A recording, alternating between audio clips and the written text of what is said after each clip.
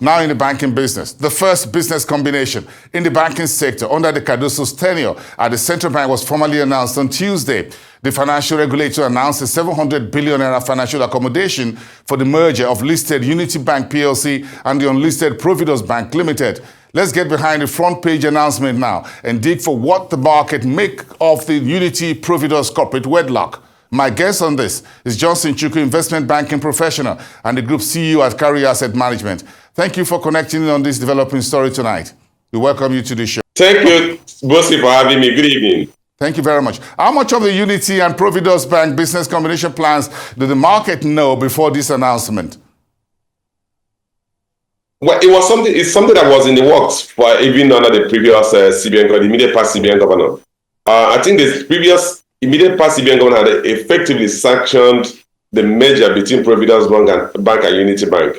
I was in the know of this over a year ago, and I believe the market was fully in the know of this. The concerns was that with the change in leadership of the central bank, was that merger still going to take place, given that the CBN's position as it relates to the likes of Heritage Bank had changed drastically from what it was under the previous CBN governor to what eventually happened under the current CBN governor. So in effect, the market was fully aware of it. It had been in the drawing board for quite some time.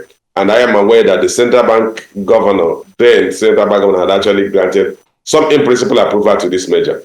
So this is the news that's been in the works in the back room. Now it's on the front page. What do you make of the 700 billion naira 20-year financial support that the regulator is bringing to the merger? Are these two banks systemically important to around 700 billion naira cash support? Well, I don't think I would say that they are systemically important, because there are banks who are already classified as systemically important banks within the system, and they were not among them. But then, financial system stability requires that you do not allow many banks to fail. And as we know, the CBN revocation of the banking license of Heritage Bank had some pushback, had some people who had contrary opinion on action the central bank should have taken. So I think the central bank would have re-evaluated its position as it relates to bank liquidations, and felt that if injecting the 700 billion naira into the two banks, which encourage the merger and strengthen financial system stability, that it is a cheaper cost for the system to bear than going ahead with liquidating the likes of Unity Bank, which we know had negative shareholders for quite some time. I was just about to ask, how much of the financial health of Unity Bank PLC and Providus Bank do we know at this point, or we have to wait until the various completion meetings, as it were, for the shareholders of both institutions? I'm sure at least that of Unity Bank will have to be publicly heard, as it were. How much more would we know about the state of that particular bank as a listed entity? Well, I think if the merger process is emerging on the platform of Unity Bank, that means the new bank will automatically be quoted. And that will also require full disclosure by the management of the banks on their financial status.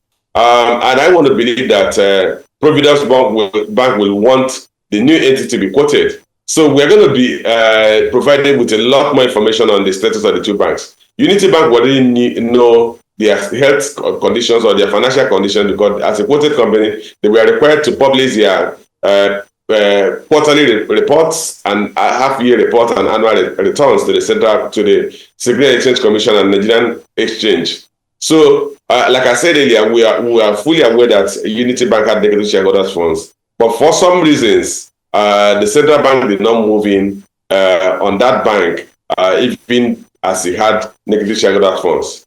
Okay, so this is part of what is on the street, is that this is a merger, not an acquisition, so it doesn't look like anyone is paying for anyone's shares, as it were. But would the shares of Unity Bank continue to trade freely on the stock exchange during this merger process? How much do investors know, and what should they prepare for in this merger, at least for Unity Bank as a publicly quoted lending institution?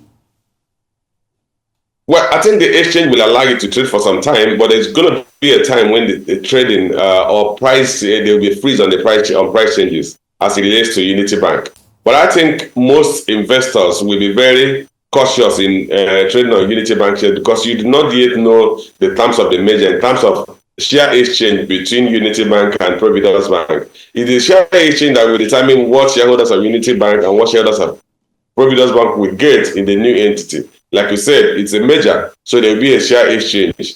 And the share exchange that will be the basis of the merger. So if anybody is buying shares of a company that is going into this kind of combination and you do not know the ratio of exchange, a lot of uncertainty as it relates to the valuation of those shares. So I believe investors will be cautious in investing in trading on the shares of Unity Bank. And at some point, there has to be a full suspension on the trading on those shares to allow for the merger of the two entities.